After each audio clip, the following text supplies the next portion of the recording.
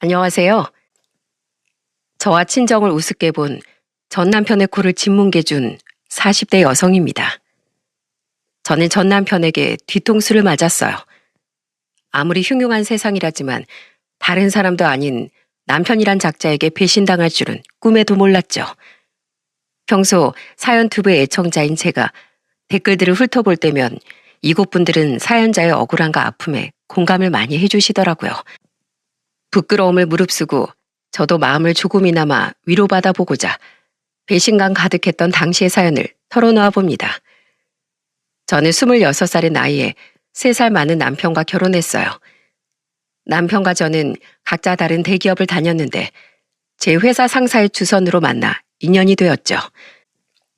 저희 집은 아빠가 중소기업을 운영하는 중산층이었습니다. 반면 남편의 집은 형편이 조금 어려웠어요. 시부와 시모가 하던 작은 베개 공장이 망한 후 빚이 많이 쌓였다고 남편이 얘기해 주더군요. 그 뒤론 건강이 안 좋아져 시모는 집에서 쉬게 되었고 시부는 아파트 경비원 일을 시작했다고 했죠. 기우는 형편에 남편은 자신 없어 했지만 아빠는 전혀 개의치 않고 첫인사를 왔던 남편에게 이렇게 말해주셨어요. 그런 형편에도 불구하고 자식을 대기업까지 보낸 자네 부모님 충분히 박수받아 마땅한 분들일세. 나야 운이 좋아서 사업이 잘 풀렸다지만 세상살인 수중에 있는 돈으로 잘 살았다 못 살았다를 판단하는 게 아니야. 그러니까 고개 숙이지 말게. 아빠는 아직 당신의 딸인 제가 사회 초년생이라 돈을 많이 못 모았다며 감사하게도 아파트 하나를 사주셨습니다. 신혼집을 마련해 주셨다는 이야기에 시부모님은 무척이나 고마워하셨죠. 외동아들 장가 보낸 입장인 우리가 어떻게든 집을 마련해 줬어야 하는데 사돈 어른께 감사하다고 꼭 좀 전해주렴. 아유, 어쩜 이런 복덩이가 우리 집안에 들어왔을꼬. 아니에요, 어머님. 지금부터 같이 알뜰하게 모으면서 저희 잘 살아보겠습니다. 아직 부족한 면이 많지만 며느리로서 좋은 모습 보이도록 노력할게요. 그렇게 우린 결혼을 하게 됐어요. 남편은 자수성가한 장인어른이 멋져 보인다며 꼭 저희 아빠처럼 성공할 거라고 말하더군요. 게다가 결혼 전에도 후에도 도움을 주던 저희 아빠에게 늘 고마워했죠. 그리고 결혼한 지 1년 뒤 남편은 저희 아빠에게 이런 제안을 했습니다. 장인어른, 혹시 제가 장인어른 회사에 들어가 도움을 드릴 수 있을까요? 제가 지금 회계팀에서 일하는데요. 나름대로 학벌도 좋고 실력도 인정받고 있거든요.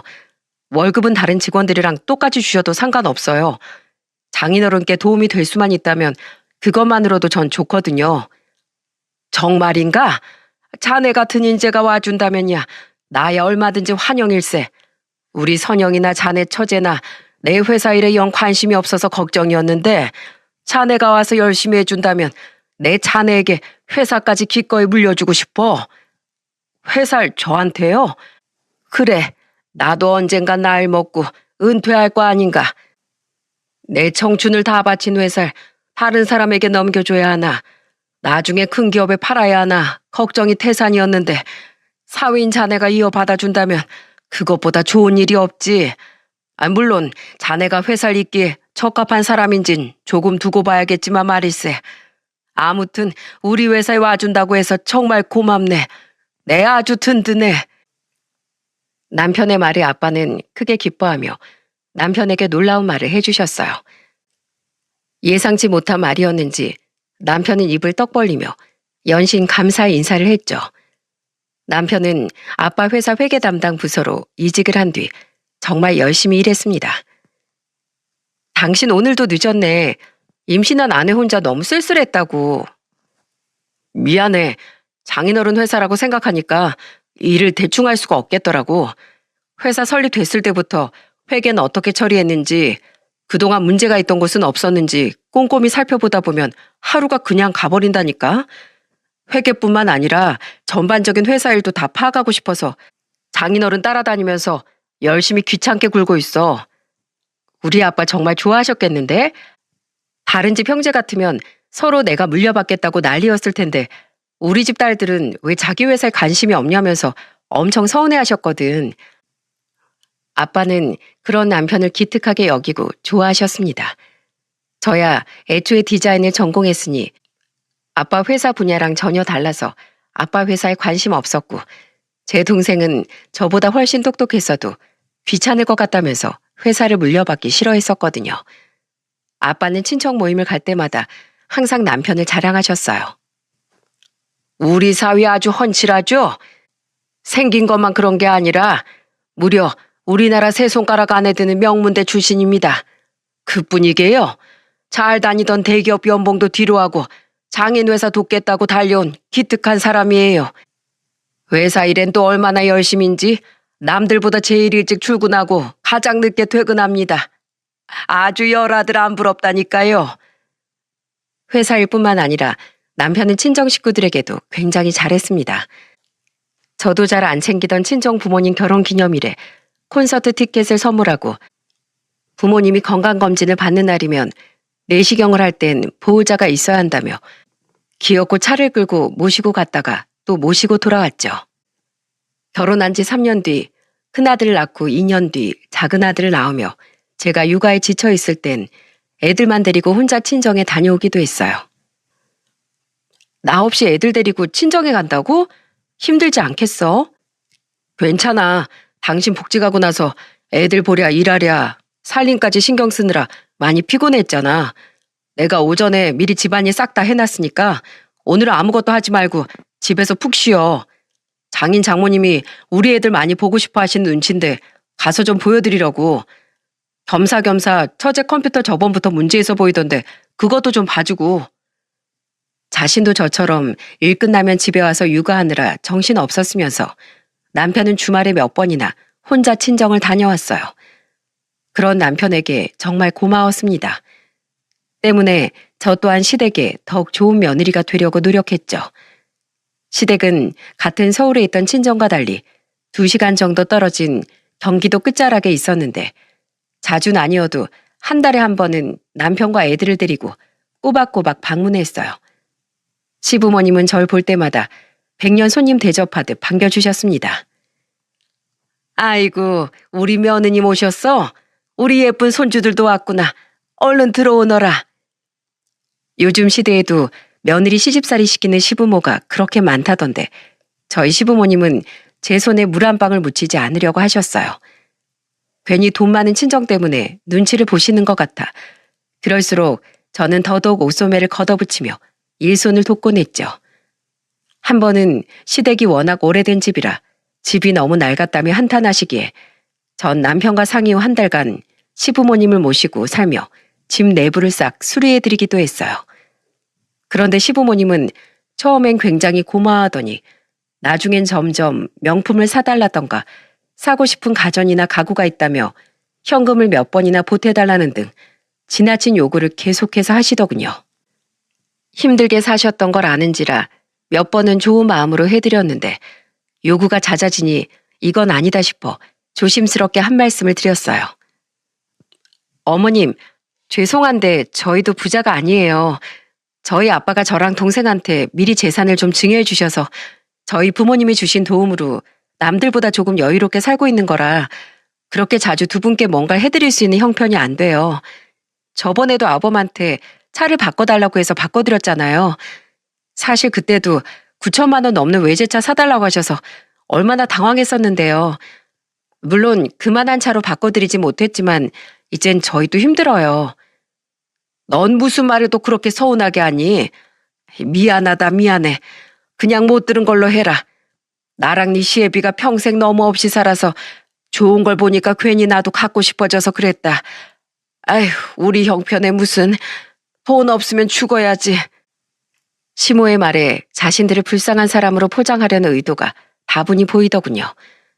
두 분이 힘들게 사신 건 아는 터라 측은지심이 들긴 했지만 적당한 선에서 끊어내야 더 이상 시댁과의 사이가 틀어지지 않을 것 같았죠. 그런데 그날 집에 온 남편은 제게 볼멘 목소리로 이렇게 말하더군요. 꼭 우리 부모님한테 그렇게 말했어야 했어? 당신하고 당신 부모님은 평생 어려움 없이 살았잖아. 장모님은 맨날 쇼핑을 백화점으로만 다니시는데 우리 부모님한테 고작 그 정도도 못 해드려? 내가 처가 식구들한테 얼마나 잘하는데. 그럼 난 시댁에 못한다는 소리야? 그리고 당신이 친정에 잘하는 만큼 우리 식구들도 당신한테 잘해주잖아.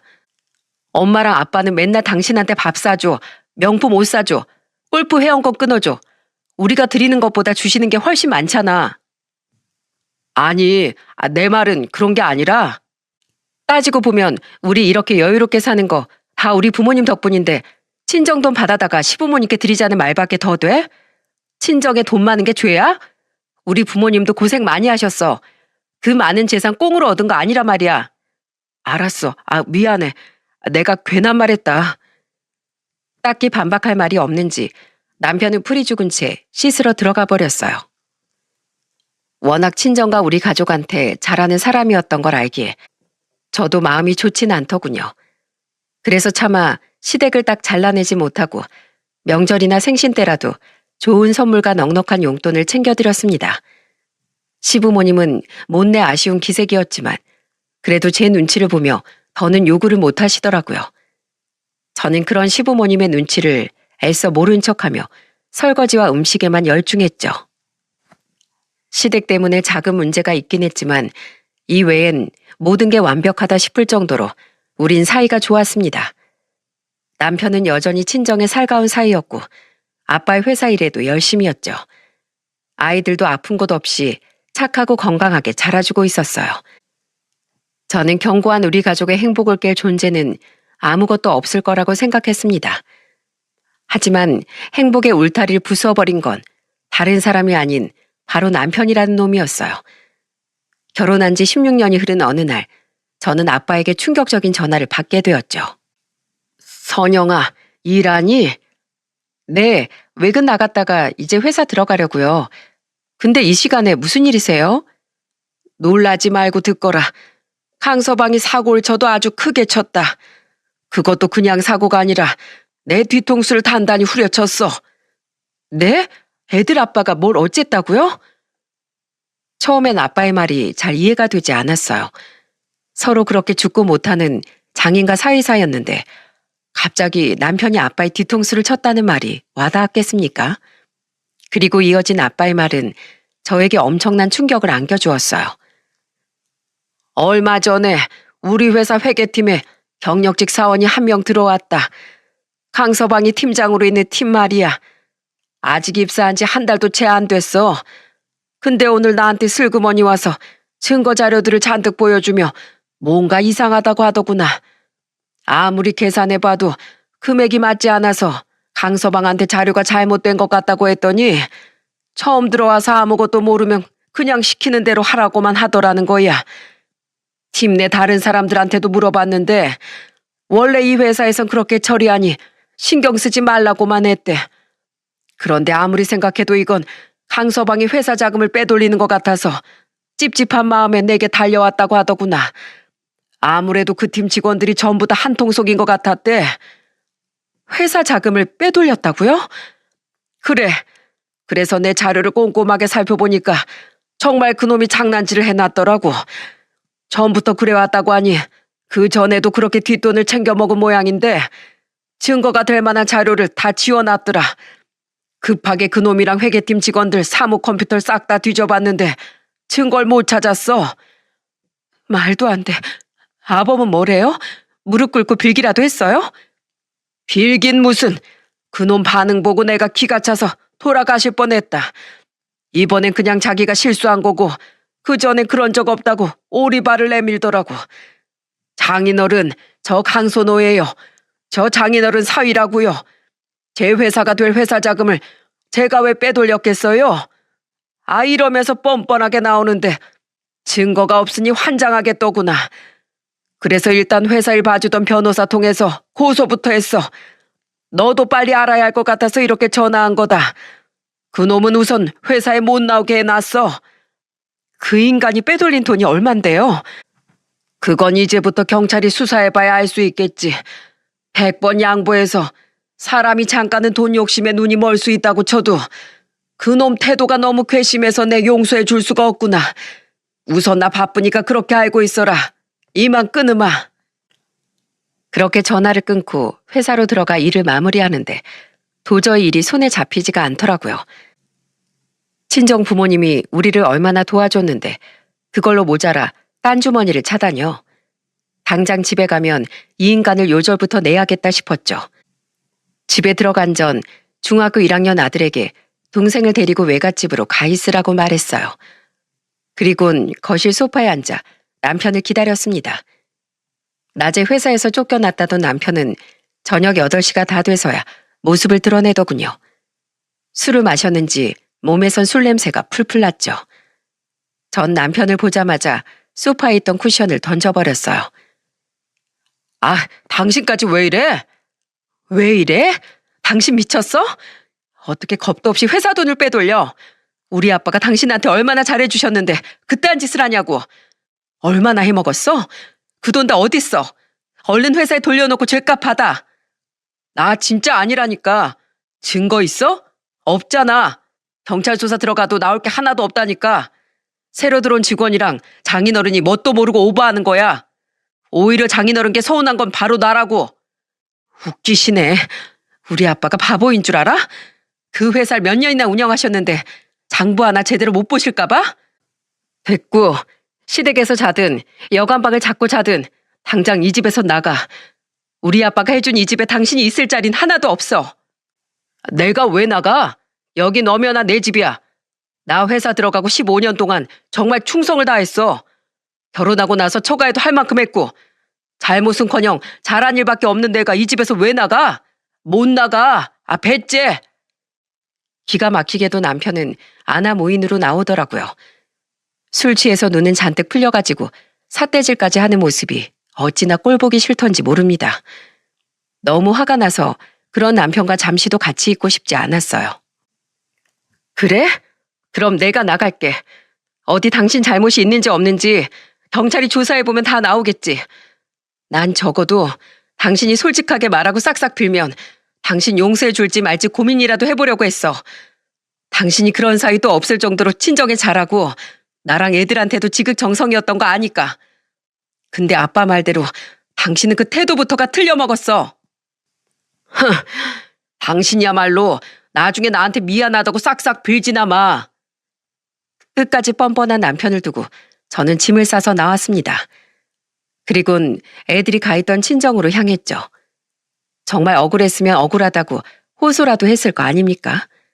그런데 남편은 집을 나가는 절 보면서도 비웃기만 하더라고요.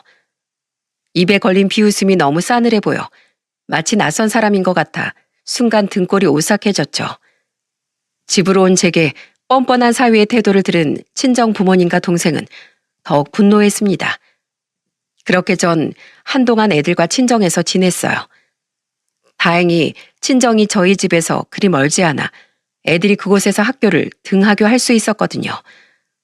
그동안 남편은 저와 아빠에게 단 한 번도 먼저 미안하다는 연락을 안 하더군요. 그렇게 며칠 뒤 아빠는 답답하다는 듯 가슴을 치며 말씀하셨죠. 형사가 그놈을 몇 번이나 불러서 조사했다는데 증거가 안 나온대. 좀 더 열심히 수사 좀 해달라니까 맡은 사건이 이미 밀려 있어서 쉽지가 않다는구나. 고소만 하면 다 될 줄 알았더니 답답해 죽겠어. 회계팀 놈들도 다 한패인지 도무지 입을 안 열어. 우선 그놈들은 업무 배제시켜 놓고 따로 회계사무소 알아봐서 회계 일을 맡겨놓은 상태다. 내 이번 사건만 마무리되면 그놈들부터 싹 다 갈아엎어버릴 거야. 아빠의 말을 들으니 증거가 어디 있냐며 뻔뻔하게 굴던 남편의 낯짝이 떠오르더군요. 약이 오른 나머지 뱃속이 베베 꼬이는 느낌이 들었어요. 그래서 다음날 전날 열심히 검색해 찾은 한 심부름 업체에 방문했습니다. 경찰이 바쁘면 나라도 더 부지런하게 움직이자 싶었거든요. 그 심부름 업체 사장은 자신을 전직 형사였다고 소개했어요. 제가 왕년에 꽤 날리는 형사였거든요. 범죄자 놈들이 제 이름만 들어도 벌벌 떨었다 이겁니다. 근데 형사 월급이라는 게 받다 보면 목숨 내놓고 일하는 값치곤 좀 부족하게 느껴지더라고요. 그래서 내 목숨값 내가 더 벌어보자 싶어서 뒷돈을 좀 받고 다닌 게 그만 딱 걸려서 옷을 벗고 말았지 뭡니까. 아무튼 들으셨으니 알겠지만 전 돈만 주면 일 하나는 기깔나게 하는 놈입니다. 믿고 맡기셔도 돼요. 사람이 좀 건들거리는 것 같긴 했지만 묘하게 신뢰가 가더라고요. 그래서 전 최대한 빠른 시일 내에 부탁한다고 말하며 성금을 건네고 남편의 뒷조사를 부탁했어요. 증거를 찾을 수 있을 만한 곳은 싹 다 뒤져달라고요. 그렇게 며칠이 지난 뒤 다시 사장님을 만난 전 기함을 하고 말았습니다. 이 사진 속 여자는 뭐예요? 뭔데 제 남편이랑 다정하게 손을 잡고 있어요? 설마 둘이 같이 들어가고 있는 이 아파트 그 여자 집이에요? 그 인간 여자 집 들락거리면서 바람까지 피우고 있었어요? 그놈은 아빠 회사 돈을 빼돌리고 있던 것도 모자라 외도까지 하고 있었더군요. 제가 집을 비운 그 며칠 사이에도 회사와 저희 집을 발칵 뒤집어 놓고 자긴 그 여자 집을 들락거리며 희낙낙하고 있었던 겁니다. 그리고 이어진 사장님의 말에 저는 뒤로 나자빠질 뻔하고 말았어요. 네, 좋게 보니까 둘이 만난 지는 좀 오래된 것 같아요. 근데 그 여자를 강선호 씨가 어디서 만난지 아십니까? 돈 많은 양반들만 드나든단 고급 유흥주점에서예요. 술집 여자란 소리죠. 나이도 30대 초반밖에 안 됐는데 완전 물주문 거죠 뭐. 근데 살고 있는 이 아파트 명의가 사모님 결혼식 때 사회봐준 강선호 씨 친구 있죠? 그 사람 명의던데요? 이거 냄새가 좀 나지 않습니까? 그러니까 사장님 말씀은 그 인간이 차명으로 그 아파트를 사놓은 것 같다는 거죠? 그 집을 실제로 그 여자한테 사준 게 제 남편이란 말이잖아요.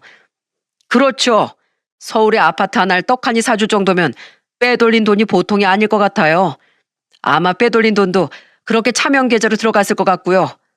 근데 그 증거를 제가 이렇게 딱 잡아왔다는 거 아닙니까? 이거 보세요. 바로 어제 강선우 씨가 그 친구를 만나서 현금 뭉치를 건네주는 장면이에요. 처음엔 봉투에 담겨 있었는데 돈을 꺼내서 세는 순간 제가 딱 사진을 찍어왔죠. 딱 봐도 한두 푼이 아닌 것 같죠? 아마 차명 계좌 빌려주는 조건으로 이렇게 대가를 줘왔던 것 같아요. 가끔 남편과 술을 먹고 저희 집에 찾아와 재수 씨 하면서 사람 좋게 웃던 사람이었는데 정말 배신감이 어마어마하더군요. 세상에 믿을 놈 하나 없다더니 새삼 이 사회가 무섭게까지 느껴졌어요. 사장님이 잡아온 증거는 그게 끝이 아니었습니다. 그리고 강선호 씨 보통 무서운 사람이 아니더라고요. 여기 사진 속 이 사람들 보이시죠? 이 사람들 사모님 붙인 회사 회계팀 직원들입니다. 강선호 씨 아래에서 오래 일하던 사람들이죠. 그 사람들도 한통 속인 것 같다고 하셨죠? 이번에 단단히 입막음하려고 그 사람들 불러내서 따로 뒷돈을 챙겨주더라고요. 그 전에도 이렇게 돈을 뿌려서 자기 편을 만든 거예요. 계좌로 보내면 덜미 잡힐 걸 아니까 직원들한테도 계좌명의 빌려준 친구한테도 전부 다 현금으로 준 거죠. 이건 돈 받는 사진은 못 찍었는데 카페 뒷자리에 앉아서 강선우 씨가 직원들한테 여태 것처럼 앞으로도 잘 챙겨줄 테니까 이번엔 반드시 입 조심하라는 말을 하는 걸 전부 녹음해놨어요. 그리고 그 카페 직원한테 부탁해서 돈 주고받는 모습 찍힌 매장 내 CCTV까지 확보해놨고요. 마지막으로 회사 돈을 빼돌린 증거 말인데요. 네, 그거요. 그게 제일 중요해요. 제가 그걸 찾지 못했는데 의심 가는 장소가 있어요. 그게 어딘데요? 강선호 씨 부모가 사는 집이요. 사모님 시댁 말입니다. 강선호 씨가 요 며칠 새 2번이나 자기 부모님 집에 찾아갔더라고요. 근데 지켜보니까 그 집에 갈 때마다 항상 가방 하나를 가지고 들어갔다가 나올 땐 품에 꼭 안고 나오대요. 그리고 자기 부모 집에 갔다가 나온 뒤에 만난 사람들이 바로 계좌 빌려준 그 친구랑 회계팀 직원들이었어요. 무슨 말인지 아시겠어요? 빼돌린 현금이 있는 금고가 그 집에 있는 것 같다 이겁니다. 장부라든가 하는 증거 숨겨놓기에 제격인 장소가 바로 금고겠죠. 그리고 설사 장부가 없다고 한들 현금 뭉치를 찾는 것만으로도 충분히 증거가 되지 않겠어요? 돈 받으면 일은 확실하게 한다더니 정말 버릴 정보가 하나도 없더라고요. 사장님은 자신이 제 시댁에 들어가 집을 뒤져볼 수는 없다고 말하더군요. 저는 그만하면 충분하다고 대답하며 전혀 아깝지 않은 마음으로 잔금을 지불한 후에 그곳을 나왔죠. 전 곧바로 차를 몰아 시댁으로 향했습니다.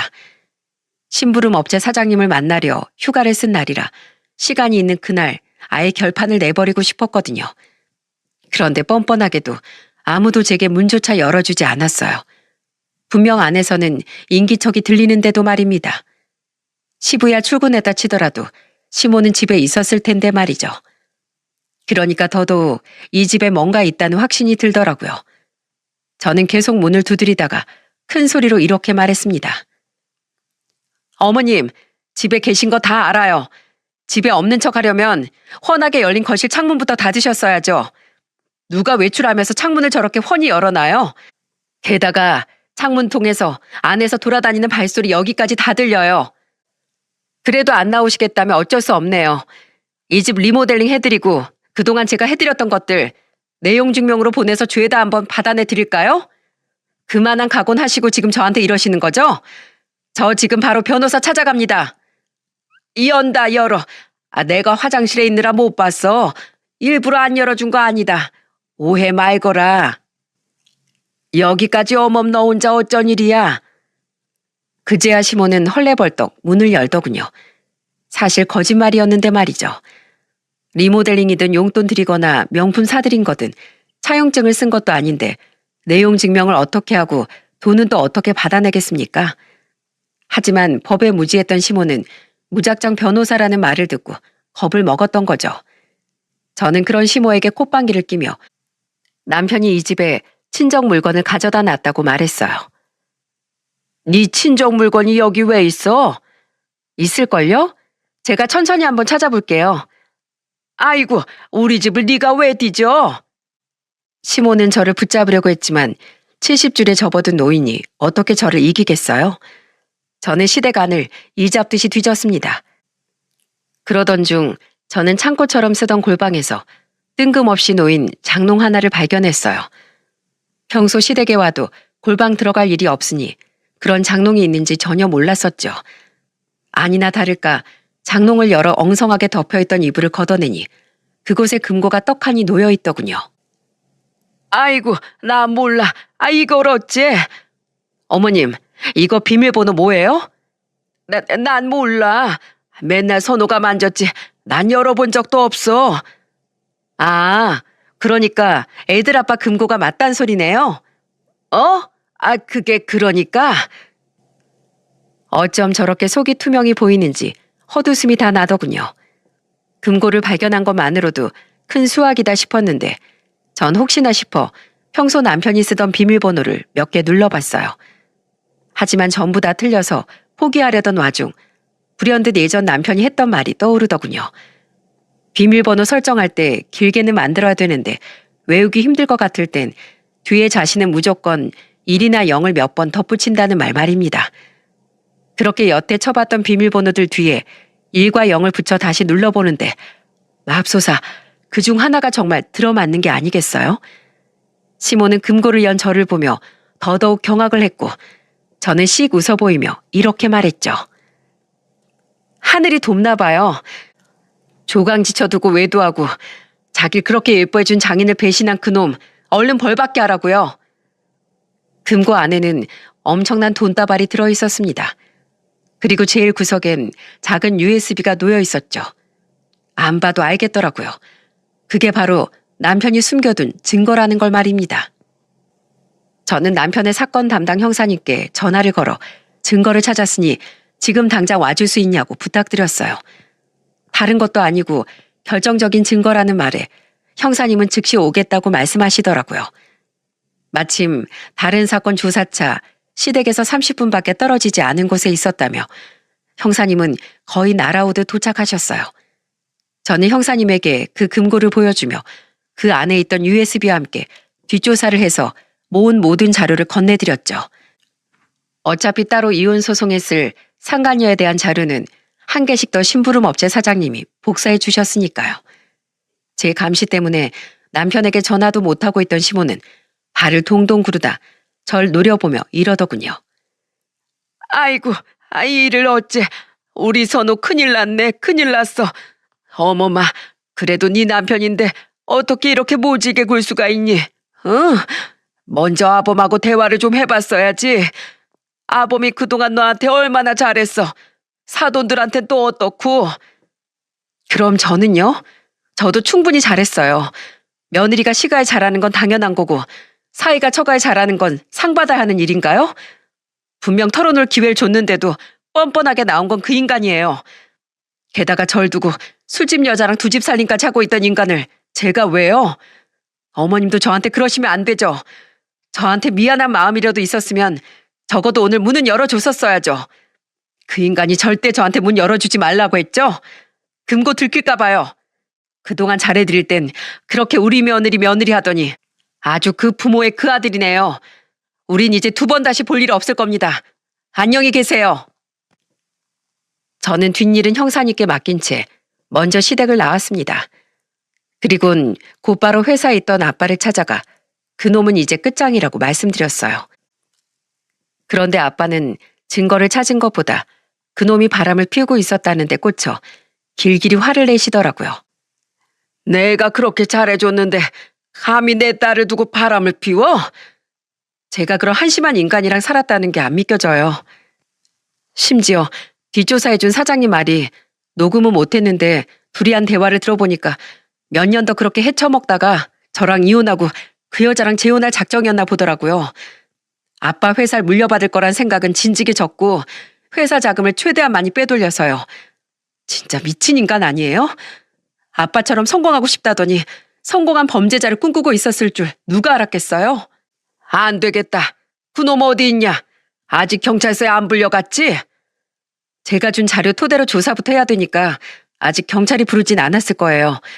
그리곤 제가 시모한테 그동안 해줬던 거 내용 증명 받아서 죄다 토해내고 싶지 않으면 절대 아들한테 전화하지 말라고 으름장 놓고 왔어요. 그래서 아직 그놈은 덜미 잡힌 줄도 모르고 있을걸요? 어차피 아범은 도망치다 잡히나 그냥 잡히나 죄값 치르게 될 건데 괜히 어머님까지 피해보고 싶지 않으면 가만히 계시라니까 아무 말도 못하더라고요. 내용 증명? 신경 안 쓰셔도 돼요. 겁박하려고 아무렇게나 지어낸 말이니까. 저는 즉시 남편에게 전화했습니다. 집에 있다던 남편은 역시나 자기 인생이 쫄딱 망하게 생긴 걸 아직 모르고 있더군요. 아빠도 아빠지만 저 또한 그놈에게 한 방 먹여주고 싶었기에 저는 살살 구슬려서 그놈의 위치를 물었어요. 여태껏 경찰이 증거 못 찾는 거 보니까 정말 당신이 억울한 게 맞는 것 같아. 내가 너무 경솔했어. 아빠랑 같이 가서 당신한테 사과하고 싶은데 지금 어디야? 제 말에 남편은 기고만장한 투로 집이라고 말하더군요. 분명 속으론 바보 멍청이들이라고 우릴 비웃고 있었겠죠. 저와 아빠는 바로 저희 집으로 향했습니다. 그리고 저는 득이양양한 표정을 짓고 있는 그놈에게 상간녀와 다정히 손을 잡고 있는 그놈의 사진을 던져버렸어요. 이걸 당신이 어떻게... 주왔니? 14살이나 어린 술집 여자한테 차명 계좌로 아파트까지 사줘서 두 집 살림하니까 좋았어? 너 우리 아빠 회사 돈 빼돌려서 나중에 그 여자랑 잘 먹고 잘 살려고 했다며? 나랑 애들까지 버리고. 게다가 그 여잔 네가 유부남인 거 뻔히 알면서도 좋다고 붙어먹고 아주 잘 어울리는 한 쌍의 바퀴벌레다. 이런 짓거리가 얼마나 오래 갈 줄 알았니? 차명 계좌는 또 당신이 어떻게 알아? 어떻게 알았으면 뭐 이제 와서 어쩌려고? 그 계좌명이 김동춘 그 인간 거라며? 참 친구도 끼리끼리 만났다. 넌 이제 끝났어. 네가 그 친구라는 놈한테 뒷돈 건네주던 거, 회계팀 직원들한테 입막음 비용 나눠주던 거 증거까지 다 잡았어. 차명 계좌로 빼돌린 돈 걸리는 건 이제 시간 문제라고. 게다가 당신 부모 집에 있던 금고까지 열어서 내가 형사님한테 싹 다 인계하고 왔거든. 내가 그동안 해줬던 거 죄다 받아내겠다고 으름장 놓으니까 당신 엄마 아무 말도 못하더라. 당신한테 금고 걸린 거 연락도 안 해줬지? 참 대단한 모자사이다. 훌륭해. 곧 경찰이 너 부를 거니까 이젠 가서 얌전히 자백하고 교도소에서나 썩어버려. 이혼은 말 안 해도 당연히 해야 하는 거 알지? 넌 내 인생에서 영원히 퇴장이야. 경찰한테 증거를 다 넘겼다고? 이혼하자고? 내가 그동안 돈 때문에 얼마나 당신 가족들한테 설설 기었는데 나 이렇겐 절대 못 무너져. 내가 그동안 잘해준까 전부 돈으로라도 한산해서 내놔. 너야말로 내 배신감에 대한 대가 어떻게 치를 건데? 끝까지 그놈의 돈, 이 거지 자식아. 거지? 이게 진짜... 순간 눈앞에 별이 보이더군요. 이제 자기 인생이 끝났다고 생각하니 정신이 안드로메다로 가버린 건지 그놈이 제 뺨을 후려쳐 버렸거든요. 아빠는 놀라서 달려와 제 앞을 막아섰습니다. 그리고는 엄청나게 분노한 목소리로 이렇게 말씀하셨어요. 이 개자식이 감히 누구 딸 얼굴에 손을 대? 딸아, 잘 봐라. 이 인간만도 못한 놈에게 복수는 이렇게 하는 거란다. 2번 다시 널 깔볼 수 없게 짓뭉개버리는 거야. 아빠는 제가 맞은 것보다 더 세차게 그놈의 뺨을 내리치기 시작했습니다. 그것도 연거푸 무려 5대를 말이죠. 저희 아빠 그 연세까지도 운동을 쉬지 않아 체격이 굉장히 좋으셨어요. 버티고 서 있던 남편은 마지막 5대째에 결국 힘이 풀렸는지 뒤로 자빠지더라고요. 아빠는 뺨을 감싸쥐고 겁에 질린 얼굴로 자신을 보고 있는 남편에게 낮은 어조로 말씀하셨어요. 너 내가 그동안 예쁘다 하니까 우리 집을 물러봤지? 네가 내 딸 남편이라 잘해준 거지. 안 그랬으면 너 따위가 감히 이런 호살 누릴 수나 있었을 것 같아? 이 쌍놈의 자식.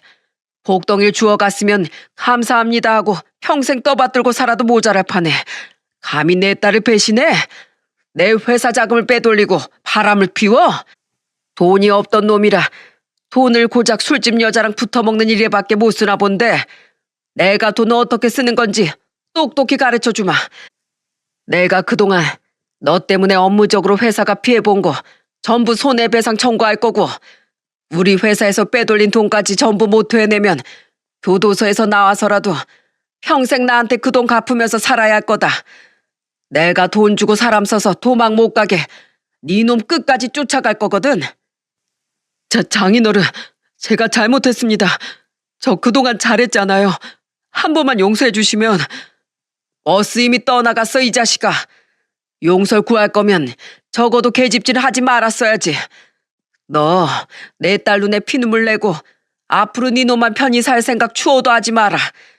난 꼭 사람 써서 네가 교도소에서 벌 다 받고 난 후에도 네 놈이 어디서 뭘 하고 사는지 일거수일투족 전부 감시할 거야.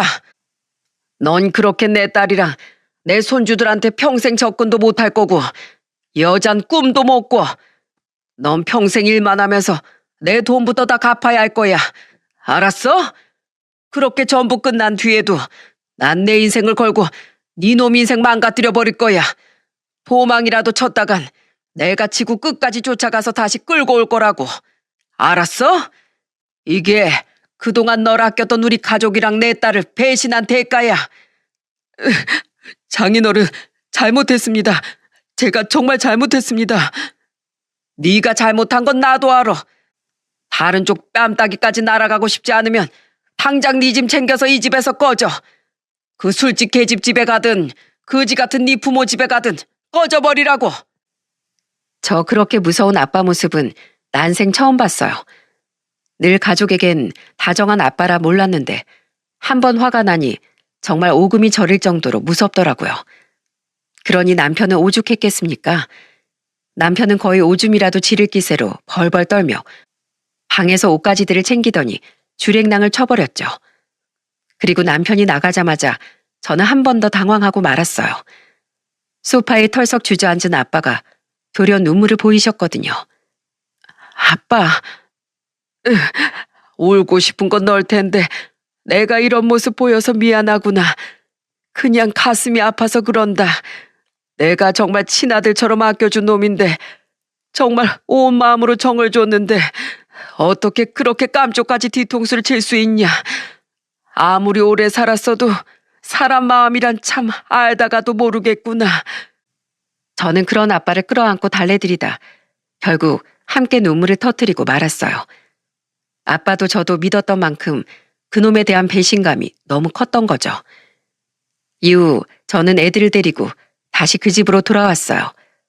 그리곤 애들에게 최대한 솔직하고 감정에 치우치지 않게 남편과 일에 대해 설명해 주었죠. 무작정 숨기기만 하는 건 옳지 않은 방법이라고 생각했거든요. 다행히 어느 정도 애들도 컸던지라 처음엔 놀라고 상처받은 듯 했지만 점차 안정을 찾아가 주더라고요. 증거를 찾자 지지부진했던 수사는 언제 그랬냐는 듯 빠르게 진행됐습니다. 남편은 시댁으로 들어갔더군요. 저와 아빠에게 선처를 구할 용기조차 없을 정도로 아빠가 무서웠던 건지 그 뒤 그놈은 정말 단 한 번도 우리에게 연락을 해오지 않았죠. 조사를 받은 남편은 검찰로 기소됐고 그 과정에서 전 남편과 깔끔하게 서류 정리도 할 수 있었어요. 애들 양육권은 당연히 저에게 넘어왔고요. 조사 과정에서 알고 보니 남편은 무려 9년 동안 19억이라는 거액을 빼돌렸더군요. 처음엔 진심으로 아빠 회사 일에 열심히 했던 모양인데 돈이 사람을 그렇게 망가뜨린 겁니다. 한 번 돈 맛을 보니 끊을 수가 없었던 거겠죠. 또한 아빠는 회계팀 직원들도 모두 동조자로 고소해 법의 처벌을 받게 하셨어요. 그들은 회사에서 잘리며 그동안 남편에게 받아먹었던 돈뿐만 아니라 아빠가 청구한 손해배상액까지 토해내야 했어요. 회사 운영에 큰 차질을 빚은 데다 그로 인해 놓친 회사 매출액, 추가로 들어간 회계사 선임 비용을 남편과 그 직원들에게 각각 청구했거든요. 그리고 남편에게 차명 계좌를 빌려주며 돈을 받아먹은 그 친구란 인간은 남편과 함께 검찰 수사를 받게 되었죠. 그렇게 긴 재판 끝에 결국 남편은 교도소에 수감되었고 그 친구는 벌금형을 선고받았습니다. 그리고 아빠는 청구한 손해배상액까지 전부 합쳐서 피해를 본 19억 중 14억 정도를 되찾을 수 있었어요. 나머지 돈은 아까워서 어떡해요, 아빠? 됐다. 나머진 그놈이 교도소에 간 것만으로도 만족하련다. 아니면 그놈이 교도소에서 나오면 정말 끝까지 받아내거나 그놈 비리 고발한 그 직원한텐 보상이라도 해주셨어요? 보너스 형식으로 보상해줬다. 그 직원이 엄청난 귀인이었잖니. 저는 아빠의 고소건과는 별개로 남편과 상간녀한테 소송을 걸어 위자료를 받아낼 수 있었습니다. 또한 상간녀가 살고 있던 아파트도 손해 없이 빼앗아 올 수 있었죠. 저는 소송 때문에 상간녀의 얼굴을 몇 번 대면한 적이 있었어요. 그때 상간녀는 절 죽일 듯이 노려봤는데 저는 번번이 무시했어요. 그런 더럽고 수준 낮은 인간이랑 말도 섞고 싶지 않았거든요. 하지만 마지막으로 마주쳤을 때 한마디는 해야겠다 싶어 그 여자를 향해 이렇게 말했죠. 뭘 노려봐? 너 내가 손이 없어서 네 머리털 안 뜯어놓고 있는 줄 아니? 천만에. 유부남한테 돈이나 뜯어먹고 사는 너 같은 여자한테 내 귀중한 에너지 단 한 톨도 쓰고 싶지 않아서 그런 거야. 있지? 두 손 두 발 멀쩡하면 정당하게 노동을 해서 돈 벌었어. 꽁으로 먹은 돈이 크면 클수록 배탈도 크게 나는 법이다. 뭐 그런 놈하고 붙어먹은 너 같은 인간한테 차리 정신이나 남아있는지 모르겠지만 뒤에서 쌍욕을 내뱉는 그 여자를 뒤로하고 저는 사뿐사뿐 그 자리를 벗어났습니다. 아마 약 좀 올랐을 거예요. 일부러 더 약 오르라고 비아냥대며 말했으니까요. 그렇게 사건이 마무리된 지도 벌써 2년이 흘렀네요. 저는 여전히 회사를 다니며 아이들과 무사평안한 매일을 보내고 있습니다. 아직 결혼을 안 한 제 동생은 결국 다니던 회사를 그만두고 아빠의 회사에 들어갔어요.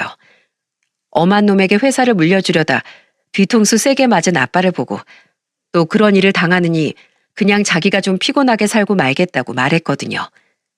자기가 아빠의 회사를 물려받겠다고 선언한 거죠. 어차피 전 앞으로도 별로 결혼 생각도 없고 설사 한다고 한들 배우자가 아빠 회사에 눈독도 못 들이게 할 거예요. 기왕 결심한 거 진짜 열심히 해볼 테니까 한번 믿어봐 주세요, 아빠. 아이고, 그래. 잘 생각했다. 이제 나도 나이가 있으니 회사를 어째야 하나 걱정하느라 밤에 잠도 제대로 못 잤는데 이제야 두 발 뻗고 자겠구나.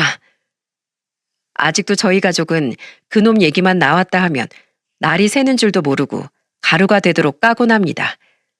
특히 사위를 예뻐했던 엄마는 취기가 잔뜩 오른 어느 날 구석에 처박혀 있던 제 결혼식 앨범을 꺼내 그놈의 얼굴을 죄다 오려버리기까지 하셨어요.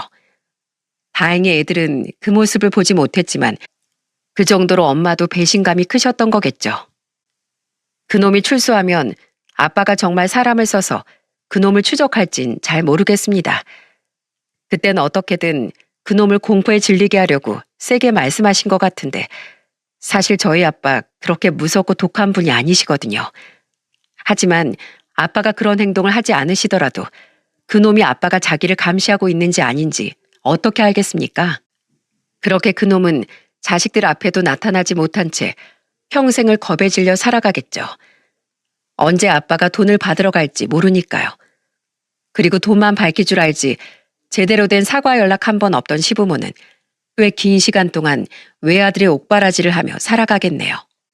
어른들이야 마음을 조금씩 추슬러 가고 있다고 치지만 제일 걱정이 되는 건 제 아이들입니다. 저에겐 괜찮다며 오히려 엄마를 위로해주는 착한 애들이지만 분명 성장기 애들에게 이런 큰 사건은 상처로 남았을 테니까요. 저는 그런 애들을 평생 옆에서 보듬어주고 위해주며 앞으로는 엄마로서의 삶에 충실하며 살아갈 거예요. 여러분, 제 전남편이란 인간의 경우처럼 끝없는 욕심은 결국 화를 자초할 뿐입니다.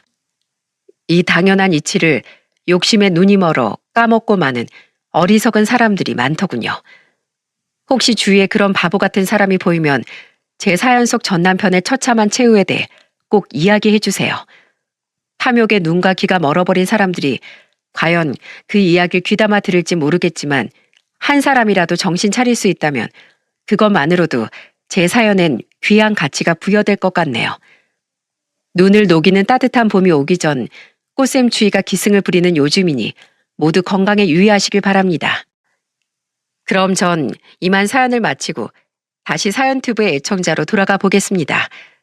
제 사연 끝까지 들어주셔서 정말 감사합니다.